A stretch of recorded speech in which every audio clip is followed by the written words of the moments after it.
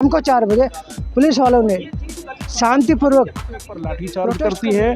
हमारे 27-28 व्यक्तियों को अरेस्ट किया जाता है। जागरूक अगर नहीं होता तो इतने लोग यहाँ पे मौजूद थोड़ी ना होते। हैं दिल्ली यूनिवर्सिटी में हिस्ट्री पढ़ाते हैं हिंदू कॉलेज के अंदर, और मैं पर्सनली उनको जानता हूँ। जितने भी जो आरएसएस के बंदे थे, बीजेपी के बड़े बड़े नेता थे, उनके किसी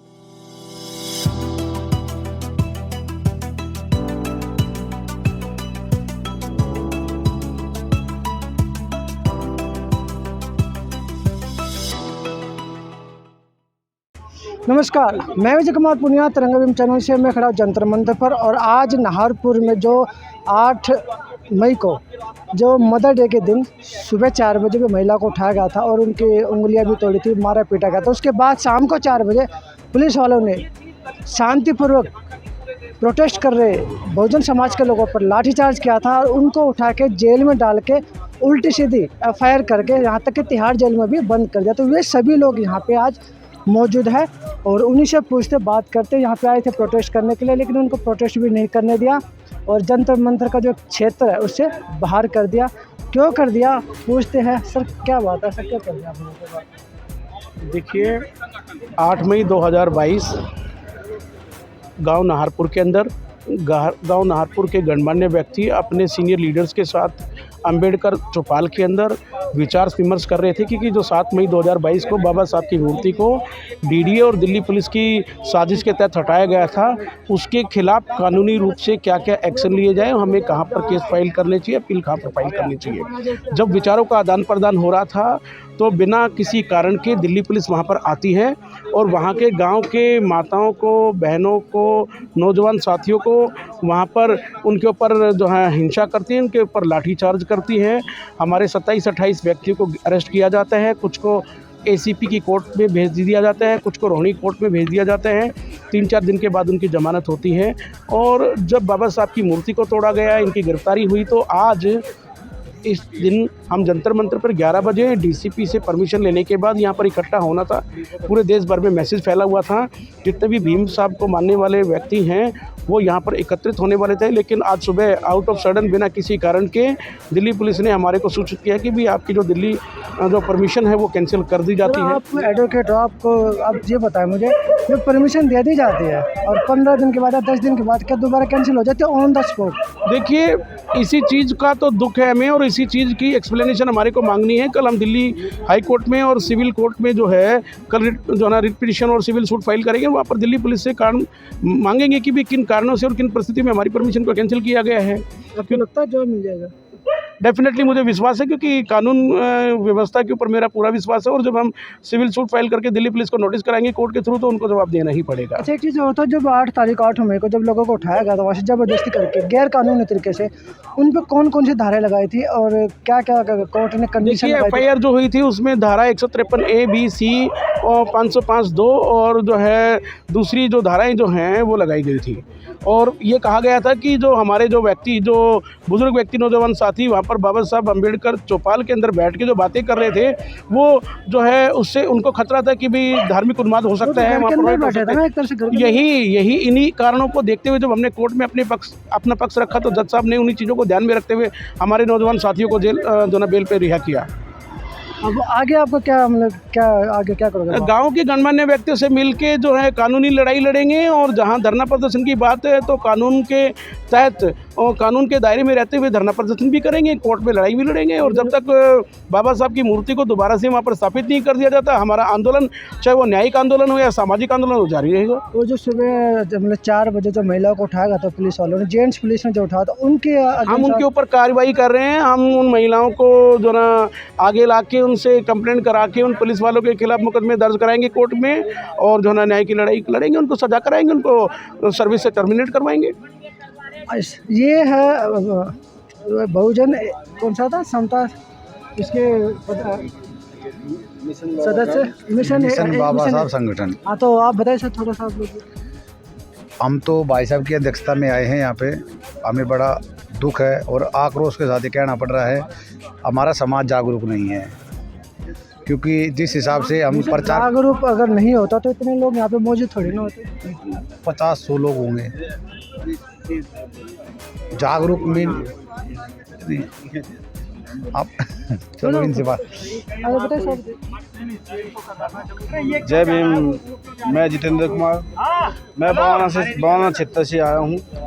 यहाँ पे हमारे साथ में, हमारे दलित समाज के साथ में शोषण किया जा रहा है। दिल्ली पुलिस ने आकर अचानक नोटिस जारी कर दिया, आपकी परमिशन कैंसिल हो चुकी है। इसका हमें बहुत दुख है।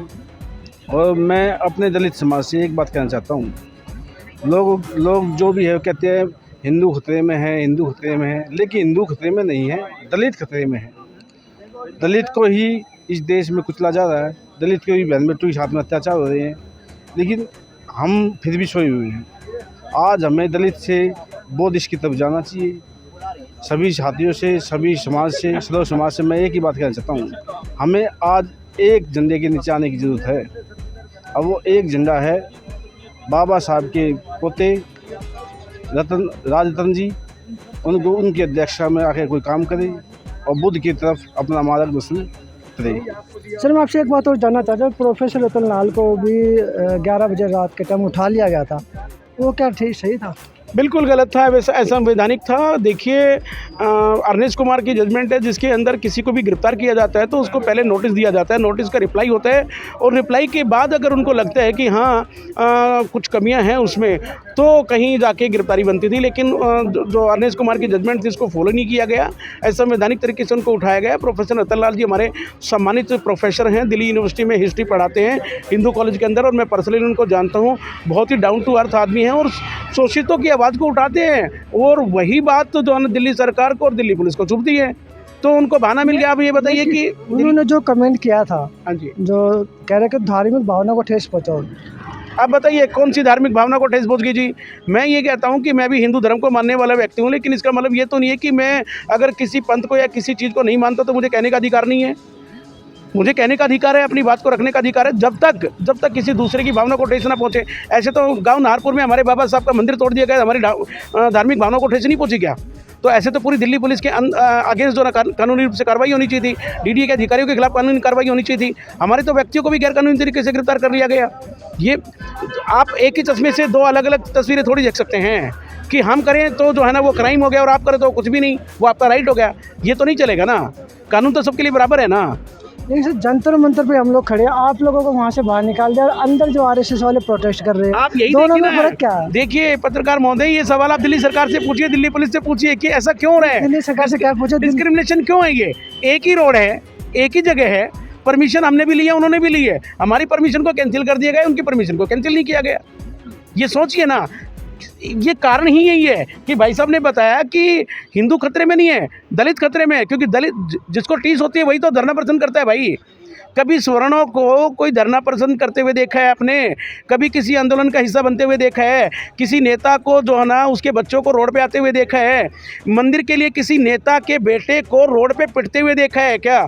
अयोध्या मंदिर का जो मसला था उसमें जितने भी जो आरएसएस के बंदे थे, बीजेपी के बड़े बड़े नेता थे, उनके किसी बच्चे ने भाग लिया था क्या? नहीं लिया था। कौन थे वो? हमारे जैसे भाई थे वो। और हमारे जैसे भाइयों को जब हिंदू की बात आती है तो हमारे को दबाया जाते हैं, तब हिंदू खतरे में नहीं होता। हम हिंदू नहीं है क्या?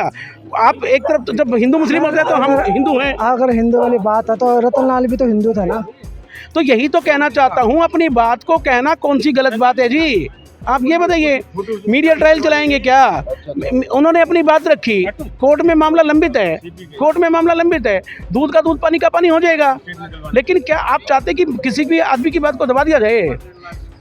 मैं यही तो है दोगलापन। तो हमें करना क्या चाहिए आगे? हमें करना ये चाहिए, संविधान के अंदर रहते हुए अच्छे नागरिक की तरह हमें अपनी आवाज़ को उठाना चाहिए। तो यहाँ पे जितने भी बहुजन समाज के लोग आए थे, नाहरपुर गांव से जो लोग आए थे, और यहाँ पे अभी भी वेट कर रहे हैं, क्योंकि बहुत से लोग अभी जिनको मैसेज गया है वे लोग यहाँ पे आने लग रहे हैं, और जो प्रोटेस्ट करना चाह रहे थे लेकिन प्रोटेस्ट हो नहीं पा रहा और इनको यहाँ से निकाल दिया गया है। तो अभी ये देखना ये है कि आने वाले समय में जो है बहुजन समाज अगर कोई प्रोटेस्ट करना चाहता है तो क्या उनको परमिशन मिलेगी या नहीं मिलेगी, क्योंकि अभी हालत को देखते हुए जो है समय यह बता रहा है कि बहुजन समाज के लोगों को, दलित समाज के लोगों को प्रोटेस्ट करने से रोका जा रहा है, यानी कि संविधान खतरे में। कुल मिलाकर अगर देखा जाए तो संविधान खतरे, क्योंकि संवैधानिक तरीके से एडवोकेट साहब भी जो यहाँ पे मौजूद है और संविधान के हिसाब से यहाँ पे प्रोटेस्ट करने का अधिकार सबको मिलता है, लेकिन बहुजन समाज के लोगों को यहाँ से निकाल दिया गया, भगा दिया गया, एक तरह से संविधान का अपमान किया गया। तो मैं विजय कुमार पुनिया तिरंगा अभियान चैनल से मुझे दीजिए इजाज़त, धन्यवाद। और इस वीडियो को तमाम बहुजन के लोगों तक पहुँचाए ताकि उनको ये पता लगे कि उनके साथ, उनके समाज के लोगों के साथ क्या हो रहा। तो मुझे दीजिए इजाज़त, धन्यवाद।